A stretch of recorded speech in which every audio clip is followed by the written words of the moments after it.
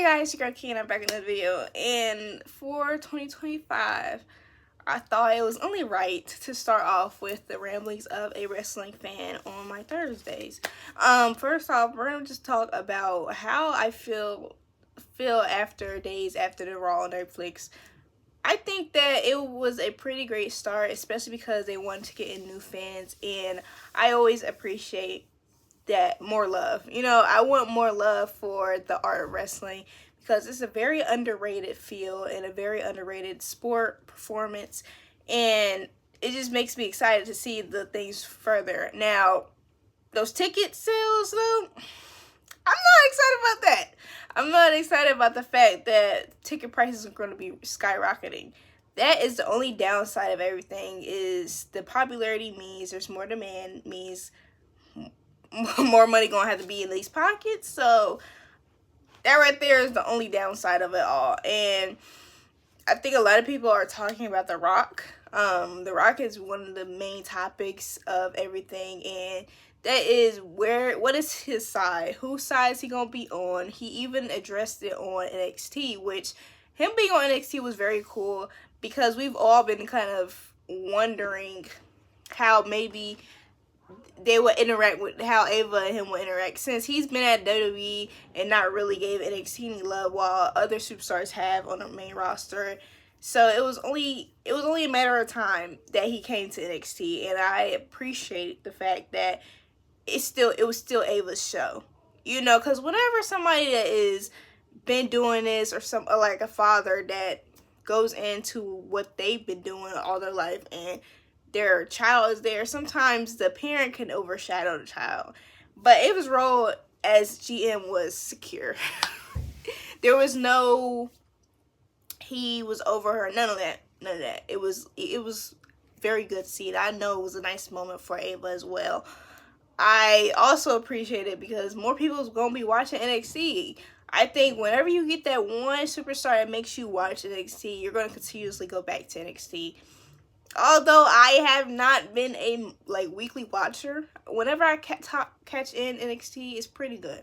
It's pretty good. So if you don't watch NXT, I say you should. And considering NXT, we have two new champions. We have Julia, and you have Obafemi, which I wanted to see Oba win that. I love some Trick Williams. I love Trick Willie, but Ova, he has a fan in me because I appreciate those wrestlers that just exude dominance. That's what I love that, actually. Like, Ova, main roster, I love to see him take down anybody. That's how I'm feeling about him. Him versus Gunther, that right there. And the thing is, when it comes to some of these NXT talents, it's crazy how long they've actually been wrestling. Some of them haven't even been wrestling for a majority of their life, but they're fire. So that's why I think NXT needs to be getting tap in NXT. Now, for the Royal Rumble, I want to see some OG divas, because Kelly been on my mind when it comes to all these legends getting these contracts. Kelly's been on my mind. Nikki, with her coming to the premiere of Raw and her kind of mending fences with the company, that right there makes me want that as well. I just get excited thinking about that. But as I said in my Monday video, I really think that these divas, the women that were down in there before, like the whole movement of the women's revolution, they had the divas revolution, and that was kind of people don't really give that enough credit. People don't give those women enough credit because they were putting their job on the line to give great moments that people look back on, like the Beth Phoenix one and Eve. People look back on that moment, but they knew that their job could have been on the line. That right there, it just, that's why I always will give those women their props, because they were doing it. And some of them didn't even have a background in wrestling, but they had a love for it and a passion for it, and they wanted to do more than just look cute. So I really want the divas to have like a moment, have to have many ever moments they want, especially when they let the men have it. Like, why not let the women? Because a lot of times The women went underrated, even though some of the time that's why people were clicking in. Total Divas, a popular show, and sometimes those women got more attention than the men. So yeah, they deserve that. Now, I would like to see it. This is everybody's delusional take of AJ Lee coming back. I haven't heard in the Rumble, but dare I say, for the men's Rumble, I wouldn't mind seeing the Hardys. I wouldn't mind seeing Jeff. Wouldn't mind seeing Matt. But I wouldn't mind seeing Dolph Ziggler. With everything that he's kind of been through with the company, he's another person that has gotten short-sighted by the booking and his talent. He's always been talented. He's always had moments where you saw that he was getting done dirty. And he's one of those guys that, like, if only he was given that shot. If only. I really hope this Royal Rumble is a great one. Although, you know, Royal Rumble 2026 is supposed to be at Saudi Arabia, so that means different things. That means that the women may not be able to, the women are not going to be able to dress how they want to dress, period. They're not going to be able to, you know, express themselves outside of the bounds of what they can do.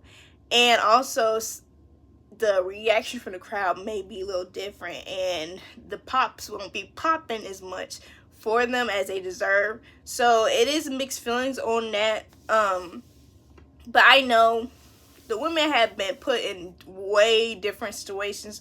They're gonna make something out of that. They're gonna have their moments and they're gonna have their shine. So I think that is not really something that is going, they're not be prevented from doing anything, in my opinion. And that's my hope, because women, they're always going to do something. And when it comes to these new champions across the board for the women's, and even, you know, for the men a little bit, I really think that the women are going to show that no matter what time they're given, they're going to still do their thing like they've been doing. I hope that they're not just changing champions just to change it for the new year, or just because, you know, to change it. Because I really think that the whole the women's tag team, at this very moment, if they give that women's tag team belt from somebody to somebody other than Bianca and Naomi / Jade, the attention is not going to be there all the way. And I know y'all might think, but they can give it to the Meta Girls, they can give it to Lash or Jakira. True. But they are still NXTers. Although it is an open window now, I don't think that same emotion is going to be there, that same fire, because it's Bianca Belair and Naomi have that chemistry, but it would be Bianca Belair and Jade. That is a spectacle. Like, those women are, if they're not, like, Jade, she's not to the level where Bianca and Naomi are, but she is on her way to being that.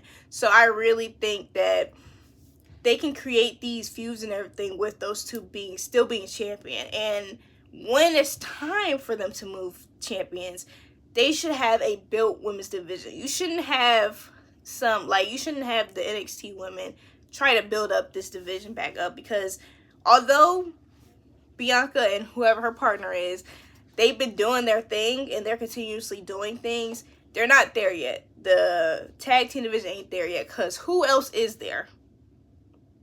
Yeah, because there's not been enough attention. Like, give it a little bit, then have them switch. You know, that's what I'm feeling. And, you know, for the new fans, I think that they are really going to enjoy just how crazy this women's division is. Like, if I am a new fan, the people I'm going to be looking out for, I'm going to be looking for, although I don't really like this guy too much, Braun Breaker, Gunther.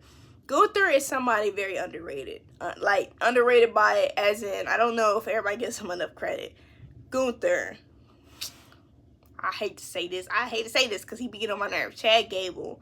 Karrion Kross. Hopefully with the things he's been doing, I hope Karrion Kross gets that, because he really puts his all into this business. Like, Karrion Kross is something that, like, I hate to say, I'm a Karrion Kross fan and stand now. Like, I'm rocking with him totally. Ludwig Kaiser. I want him to be the IC champion. I just do. I feel it in my being. He should be the IC champion. And if they gonna be trying to change champions, do it for the men. Do it for the men. Do it for the WWE Men's Champion. Do it for them. Not Gunther. Gunther is my child. Keep Gunther with that belt though. Keep him with that. Somebody else I'll be looking for women's wise. Zelina Vega. Ivy Nile with enough push and enough, time. Ivy Nile. You have Shayna Baszler. Like Shayna, I think that I love Shayna. Zoe Stark needs to get better with the mic, but her, another person, Lyra Valkyria. I need Lyra Valkyria to win that IC championship. I do. It'll do something for me. I don't know what yet, but I know it's going to do something for me. For the men's, again, from SmackDown, Legado de Fantasma, all of them. B-Fab, Montez Ford, Angelo Dawkins, and Apollo Crews. He's iffy. He's iffy though. But everybody else, I feel as though SmackDown, they're gonna tell you who to look out for. But those are the people that I'm hoping they're gonna have a great year. Naomi, I need her to have a great year. Jimmy Uso, I need them to have a great year. And I don't know what Solo's going to do, but I really don't think it's going to matter. I think Solo has solidified himself as a person that needs to be respected. To go in a ring against somebody who could be considered the greatest of all time and you not get carried, a feat. To create that emotion that they created in that ring, and a feat. Like, Solo did his thing, and I appreciate Solo. I appreciate what Jacob is going to be doing, because I think there will be consequences to losing. For our reactions for the Raw on Netflix, I think Busted Open is the podcast. They were feeling a type of way. They were feeling a type of way because they said something along the lines of Cody Rhodes being in the front row as the WWE champion and is off.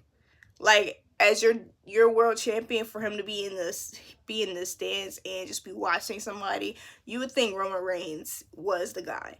You would think Roman Reigns was the face of the company. I don't think anybody else would have been able to. They said something along the line. They don't think anybody else would have been able to sit there and allow that to happen. They wouldn't treat anybody like that, but they treated Cody like that.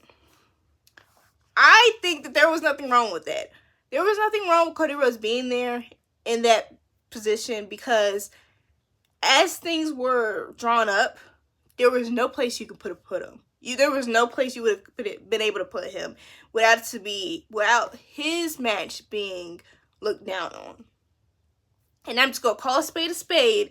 The best thing they could have done and the best thing they did do was have him involved in that first match, because it made sense. If we want to look back when this Netflix deal was all drawn up, I'm sure they were thinking or talking about it being as Roman Reigns being the face, because not only was he the first match and the first superstar you looked at and was like, he has to be the guy. He's on the face of Raw, and he's not even on Raw. Champion or not, Roman Reigns is still the face of the company. Champion or not, Roman Reigns is still the guy. And I think they're more in the phase of they're making superstars, so it doesn't really matter technically who's being told is the guy. Like, they're giving that crown to Cody Rhodes because he's worked for it, and his story was so compelling. They were willing to forego a decade-long story between Roman and The Rock, which, fine, but that doesn't take away Roman Reigns' star power. And if I'm gonna be honest, it's fine that Cody Rhodes got that treatment, because Cody Rhodes is always gonna be Cody Rhodes. I don't think now Cody Rhodes has solidified himself, and there's not gonna be a point where you could just put him back in the mid card. There's not gonna be a point where you could just put him on the sidelines and he not look like a star, because he is a star. But it's Roman Reigns. If you would have put him, you don't need to put Cody Rhodes in a position to be overshadowed that much. The Rock gave him his props because the world needs to know who the guy with the champion is, who is the guy they're putting their all into. But they also were shown who is the guy who's been doing this and set things up. And it was only respectful for WWE to allow Roman Reigns to have that position, considering what he's done for the company, how he's kind of helped the company out and pulled them into a different direction, considering COVID. But if there is any Cody Rhodes fans that follow me that are watching this video, tell me how you guys felt about that. Tell me if you felt as though Cody Rhodes was getting slighted and put to the back. Because I would love to hear that. I would love to hear how you guys felt about that in general. And it's no time for anybody to be, you know, creating those dialogues of Roman versus Cody again. Because I don't ever want to see that match until... I don't need to see that match this whole year. Like, don't give me that match this year. Don't give me that match. Give me that match another time when things are settled. Because I don't want to go through that again. I really do not want to go through that again. Because no matter what, nobody's going to... The only way people are going to... There's not going to be as much of a big thing is if Roman loses. I don't want to see Roman lose. Because I feel as though when it comes to the fandoms... I know y'all gonna hate me for this one. When it comes to the fandoms, the biggest fandom that wants to kind of call victim that what I've seen is the one, or that wants to poke the bear. Both fandoms do that. But the main one where I see people poke the bear is Cody Rhodes. Those Cody Rhodes fans gonna poke the freaking bear like crazy. So it's time to move on. And I think that's why things are how it was. Because it's time to move on. Time to move on. Because I'm tired of it. I'm tired of it, okay? I really want to see, but for this year, I'm hoping that wrestling is off the chain. I'm hoping that things are a little bit more planned out, because I think with the pivot, things were less planned out. I hope things are more planned out for the rest of Cody Rhodes' championship. I hope Randy Orton maybe come back at the Rumble. But I'm excited for that. I'm excited for whatever they're doing with Randy and Cody, because there has to be something. They've been literally dragging us through that. Like, they've been having us almost like how you're trying to look at the little clues. How are we gonna do this? Is it gonna be Rock? Is it gonna be Rock and Roman? Or is it gonna be Cody Rhodes with the Rock? Is it gonna be Randy and Cody? Is it gonna be John Cena and Cody? Like, so many. Like, and I know that Randy Orton's gonna play a part in John Cena's farewell tour, so I'm just excited all around. And y'all let me know who y'all want John Cena to fight, because I've already told y'all. I'll put down the video in the description, so y'all tell me who y'all want John Cena to fight. But that is the end of our ramblings. Tell me any wrestling takes or anything y'all want to talk about in the comments, because I will meet you there. Y'all know me. I will meet you there. But thank you for watching. Please like, comment, share, and subscribe. Bye!